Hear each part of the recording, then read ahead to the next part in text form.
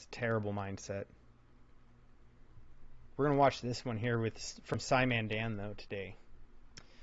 Apparently, the Flat Earthers will never touch this video, and I'm curious to see what this one is. It looks like it's a video from the ISS, so I'm sure Flat Earthers will touch it all over the place. We love our house. It's on a great block, tree-lined streets. The neighbors are observant. And we're back at the Sullivan house. It's lawn day, Sheila, and the leaves are finally up. Yeah, I'm sure Flat Earthers will touch it all over the place. They'll just say that it's all fake and that you're listening to liars. Because that's the Flat Earth motto when it's scientists who disagree. No, I am not a Flat Earther. I just think that the theories are hilarious, and I enjoy conspiracy theories because to me, they're just entertaining and thought-provoking at a minimum. So I enjoy just observing them, basically. If you are a flat Holy earther, shit, that's there are extra loud. a few other things that you sort of have to believe other than flat Earth. You have to believe that gravity isn't real, for instance, and that 8 inches per mile squared actually works. But most importantly, thanks for the follow. I above appreciate all you. else, you have to believe that space is fake. But today, regarding that, I am going to openly challenge Narios, a welcome, flat welcome. earther Sir, to as well. try and debunk the undebunkable. The undebunkable? I wonder which thing he's calling undebunkable. Hello all and welcome along to another episode of Flat Earth Friday with me, Simon Dan. Thank you very much for joining me. Now, before we begin today, a huge thank you to the sponsors of today's video, YouGov. Now, YouGov is free to join and so easy to use to make some extra cash. And as a member, you'll earn points for giving actual opinions that matter by completing short surveys and polls. Now, I do my surveys when I'm waiting for the kids on the school run, for instance, passing the time quite nicely, and sometimes even when the kids are at their swimming lesson. Now, YouGov really is a great life hack and side hustle. Now, I've put my extra cash that I've earned towards some new running shoes, even though I've already got 4 pairs. Holy shit. Now, it's so easy to take a survey. Here we go. In which month were you born? Why would you do that? November. Which of these online games or online gaming platforms have you heard of? Minecraft, Fortnite, Roblox, not Rec Room. Okay. Which of these online games have you ever used? And then you've got to type in there like the 50 games you know about? And I've played a bit of Minecraft with my son, but I've not played Roblox. The boys play that. So click on my link in the description, start taking surveys and earn extra cash today. Right, back to today's video, which, as I promised, will be a monumental challenge. I didn't mean to grab this. Now, we'll it's grab a it when we're done. prerequisite for flat earthers to claim that space is fake, NASA is a hoax, and everything they do is a lie. The trouble is, there's a video in existence which completely destroys that opinion. Now, in my opinion, it is undebunkable, and all my time doing YouTube for 5+ years, I've not once seen a flat earther take this video on. Now, I've mentioned it.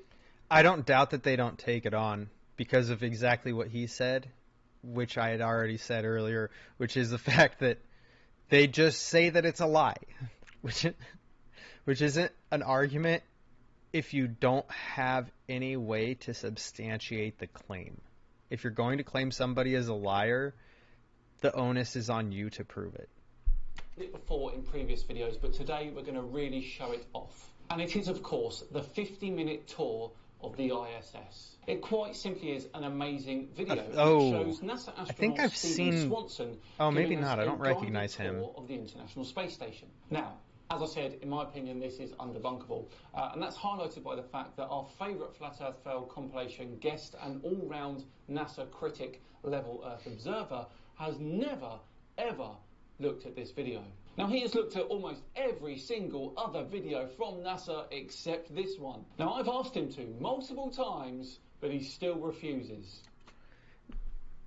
That's a cool looking spacesuit. Like, the thing is, what the flat earthers are probably missing is like this.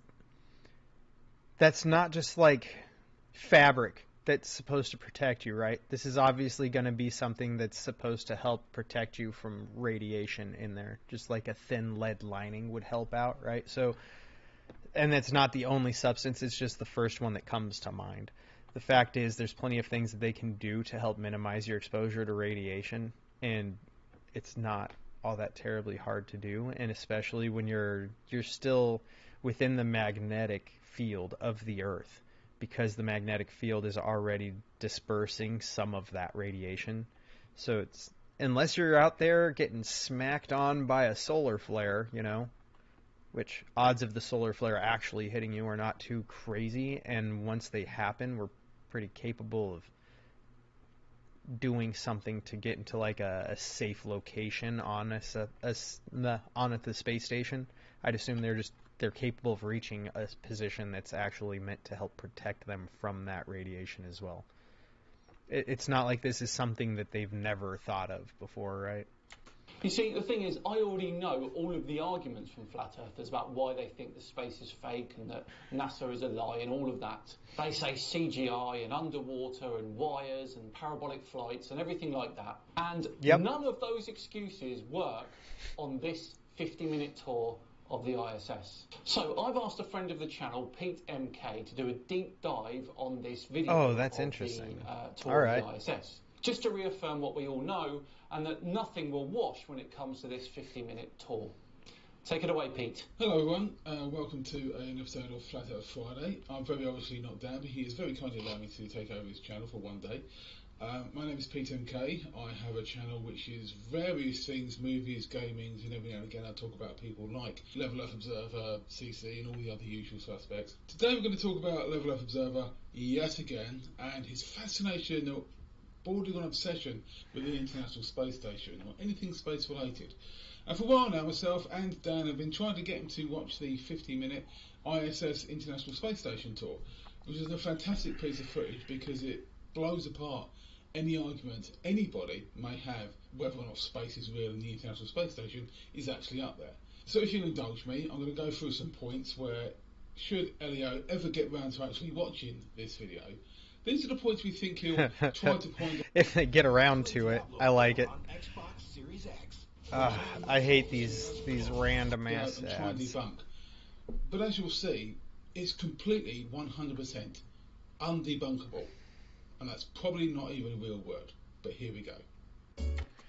Alright, so things I'm interested in seeing how this completely makes just undebunkable are, or really, here's a better way to look at it. Instead of things that are going to be undebunkable, here's what I want to see them completely disprove.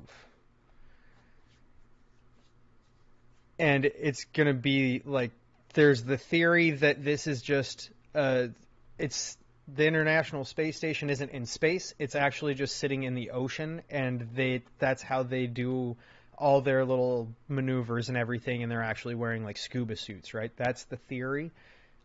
I want to see how they make that completely disproven, and I want to see how they do disprove the theory that they just fly up really high inside of like a cargo plane, and then they just, in a free fall state because of the dive on the plane, film these types of things in little segments that they edit together, and they're not actually in space. They're just constantly doing steep dives in an aircraft, because that would make a lot of sense to nobody. Can you say that you're getting more idiot than normal just listening to them? I mean,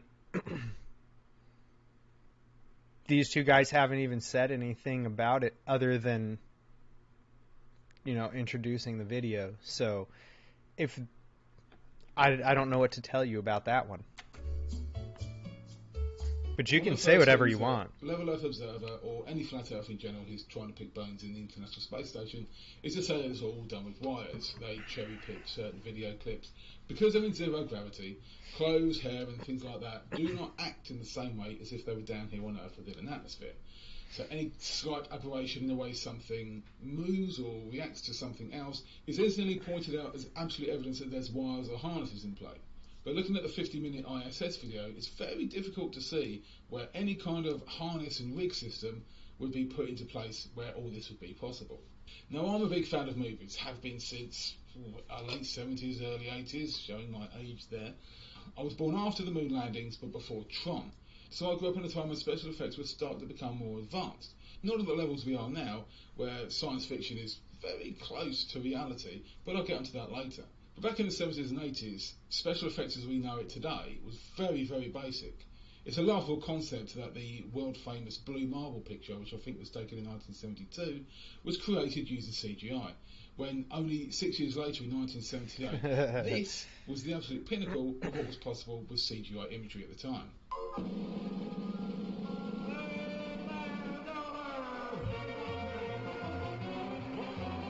In my previous video... He's not wrong. I just want to point out as well, like, Star Wars, since it's on his shirt, right?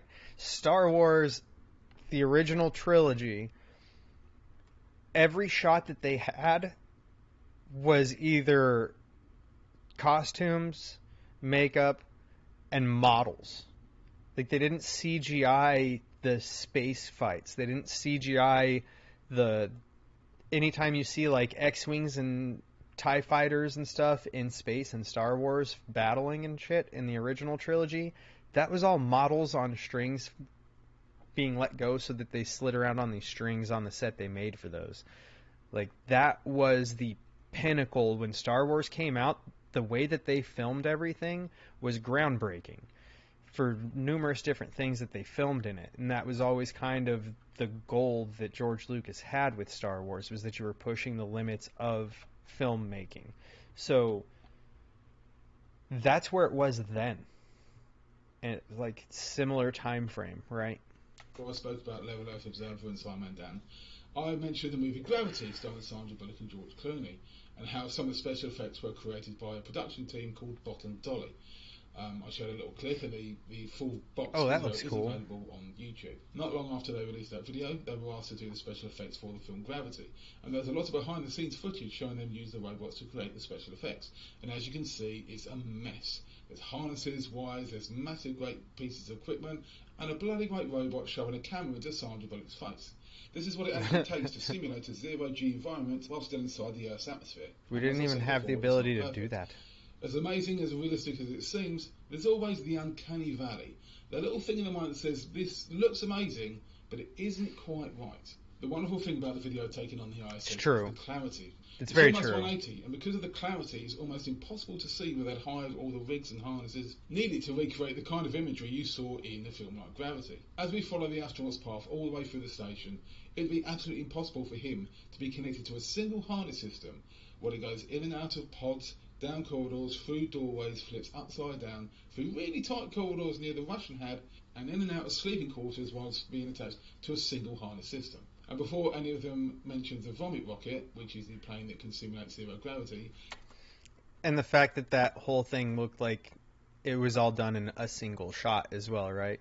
Which is how it's hard to make that kind of an argument against that video. It's all done in a single shot. There's not like a inconsistency where he skips just slightly to the side or vertical.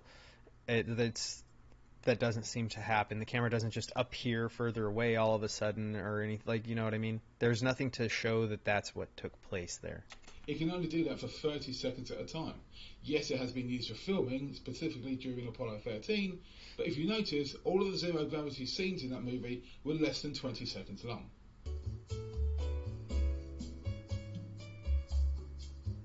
And what we saw was sped up. Is the masked jump cut. It's when the director wants to create the illusion of having one long seamless sequence, when in fact it's several shorter sequences cut together to create the illusion of having one long sequence. No such thing in the International Space Station tour. It's two long sequences with the occasional zoom into an iPad to show us where on the International Space Station we are. A suspicious mind thinks that this might be a good place to hide the cut, but not so. We don't zoom in enough, plus the iPad is reflecting the background in real time. As I said before, there is one single cut in the footage, but it's...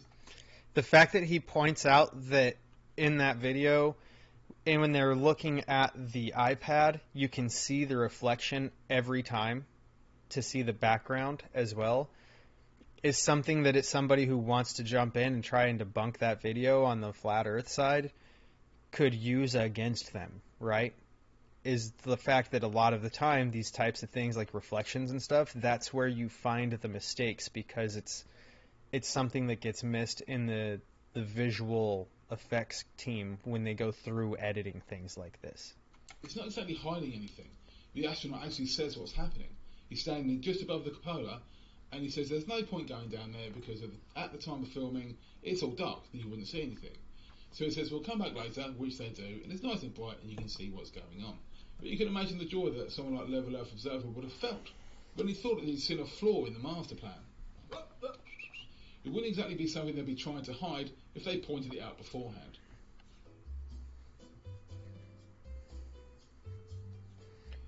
Oh, snap.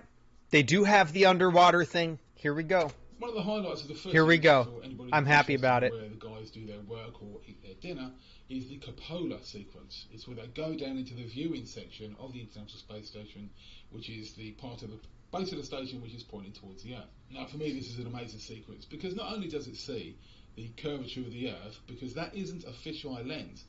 I love the fact that Hello Fresh Oh, you fucker!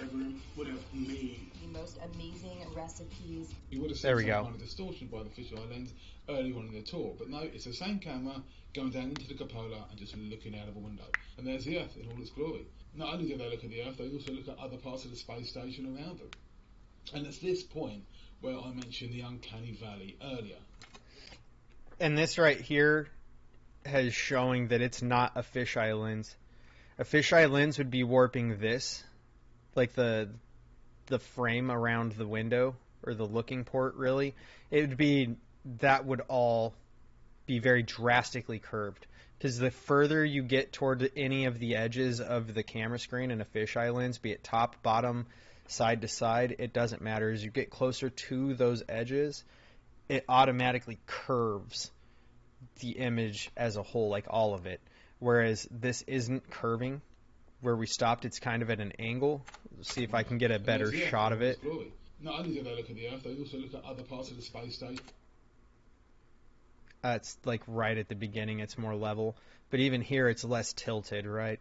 But it's not... There's no distortion here. These are all straight lines, and it's not distorting it and pulling it to the sides. And you also see the curve of the Earth on the edges of the other part of the space station right here out the window. Around them. And it's this point where I mentioned the uncanny valley earlier when we talk about the film Gravity.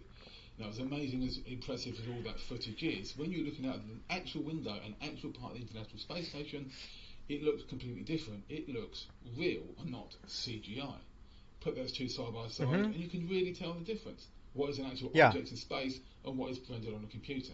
It should also be noted that it's fairly obvious that this scene is not shot underwater. I've shown footage in the past where it's obvious when they're in their training tank where there's bubbles and scuba divers and the whole thing is amazingly blue. This isn't blue, it's black because it's in space. Yeah, weird.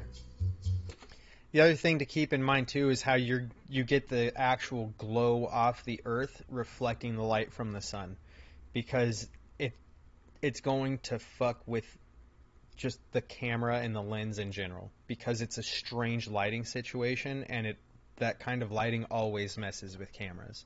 So it's important to note that, because how else are you getting this curvature on the Earth if that's supposed to be underwater with pitch black all around it?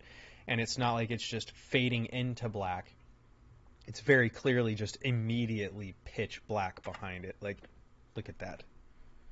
It's just bright, bright, bright, and then about here you see that it's just like where it's glowing off of the reflection. That's the reflective glow, and then it's immediately pitch black. It's black because it's in space.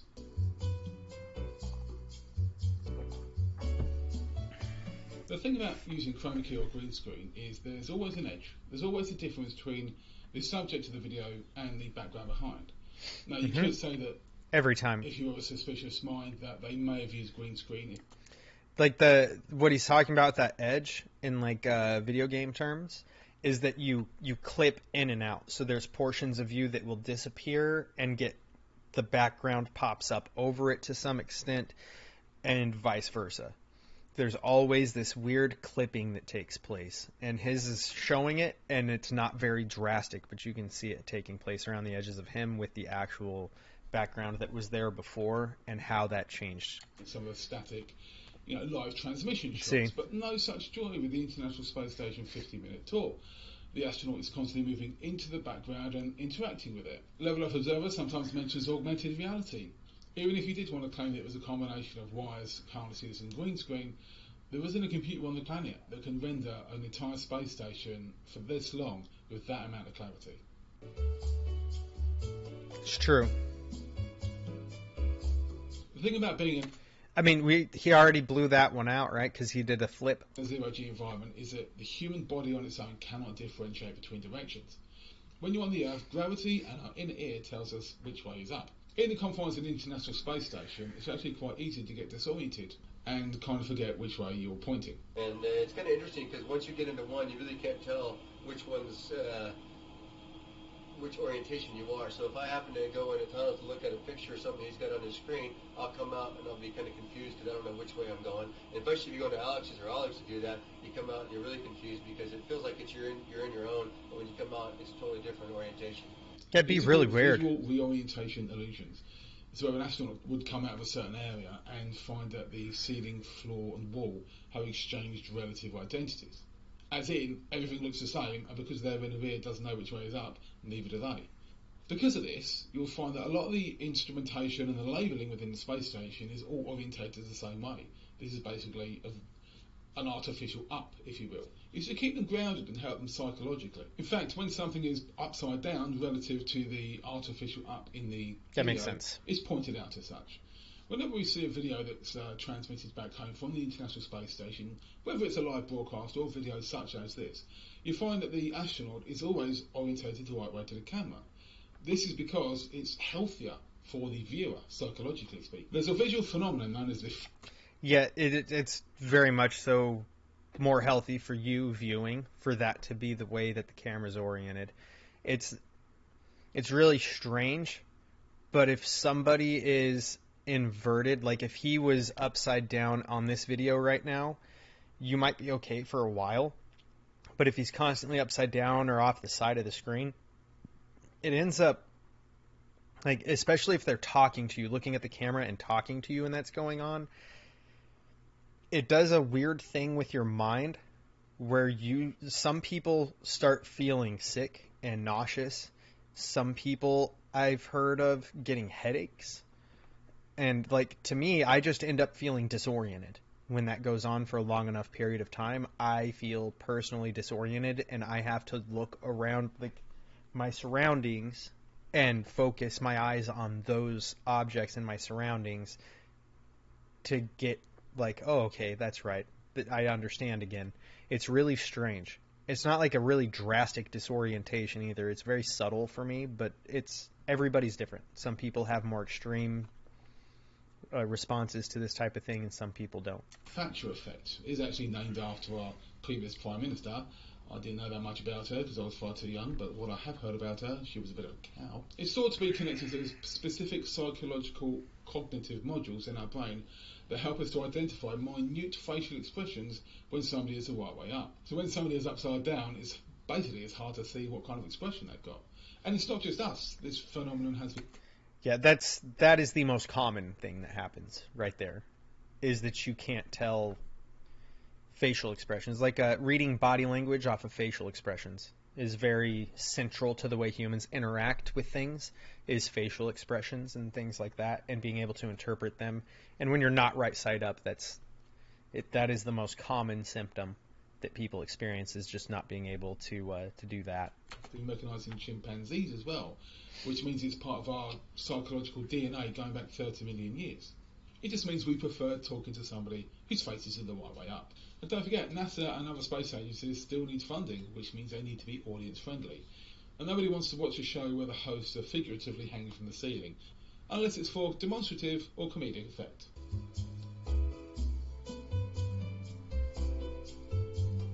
This must have been a bit of a hard watch for Level Earth Observer, because usually he's used to cherry-picking low-resolution images, normally live-streamed, where there's ghosts and artefacts, and he can say it's evidence that the whole thing is a charade, or ridiculous. Yeah, space. that's pretty much what happens. No such joy here. It's full 180, more or less, it's crystal clear, and there's no opportunities for him to say things are getting caught on wires.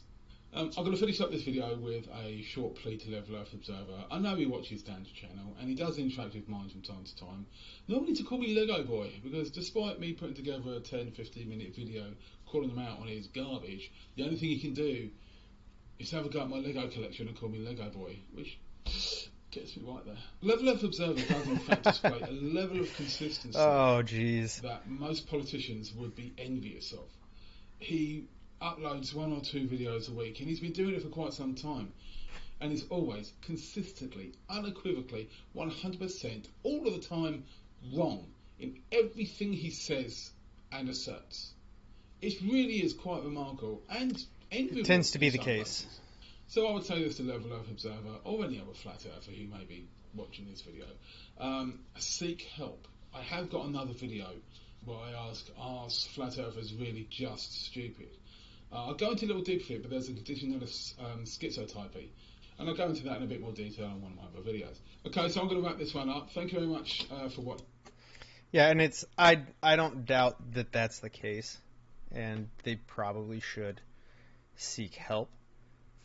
If whatever, if you're happy with it, you're happy with it. You're not hurting anybody, so I personally do not care.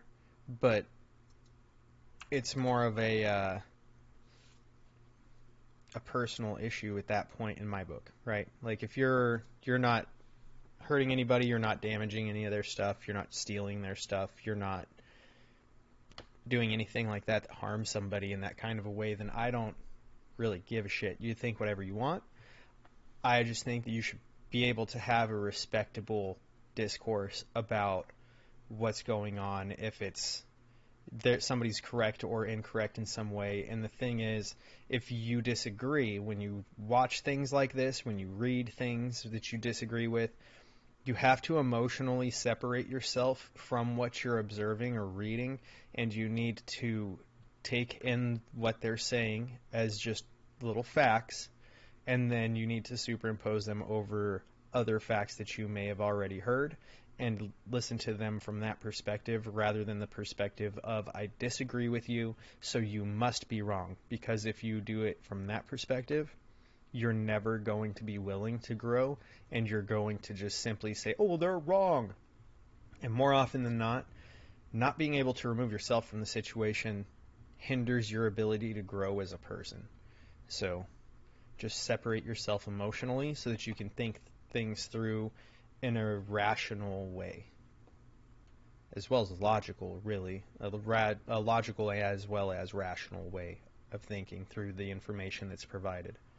If you've made it this far, thank you very much to Dan for allowing me to be on his channel. I really, really appreciate it, and I really hope that he gets to the 500,000 points soon, because you really deserve it. And if it happens after this, I can say that I'm partly responsible. So as I say, I've been P10K. Thank you very much for watching, and say goodbye, Max. Bye. That's Max. Thank you very much, and goodbye. So there we go, and here comes my challenge. Level Earth Observer, or any flat earther for that matter, I challenge you to sit through this entire video, watch it, and then debunk it. Like I said, sit through the whole video, watch it, but remove your own emotional connection to the information and your belief from what you're seeing, and take in the information as information and superimpose it over your own beliefs and information as well. That's the best way for you to come up with any kind of argument, as well as just development and growth on a personal level.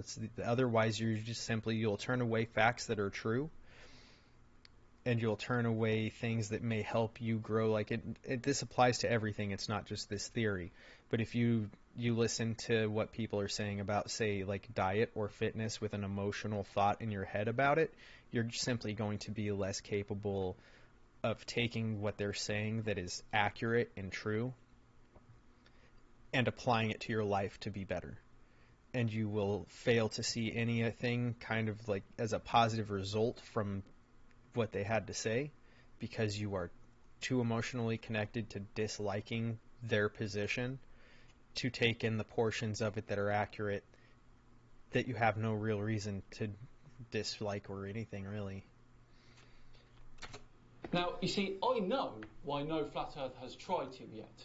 It's obvious, it's undebunkable. But we'll see what happens. So there we go. Now, I don't ask this often of you guys, but if you could please share this video as far and wide as you possibly can, that would be great. If you know a flat earther or have one in the family or a friend of a friend who's a flat earther, send it to them and see what they say. Show them that the 50-minute tour of the ISS cannot be debunked. Right, well there we go. What an episode. For now, we're all done and dusted for another Flat Earth Friday. I'm truly excited to see what the Flat Earthers come up with here. Either they will come up with something and it will be ridiculous, or we'll just hear crickets. Thanks so much for watching. If you enjoyed this one, please do hit the like button. All right, and we got our like on there and all that. And here is that video as well. So you guys can give him your 2 cents on how you feel about it if you want.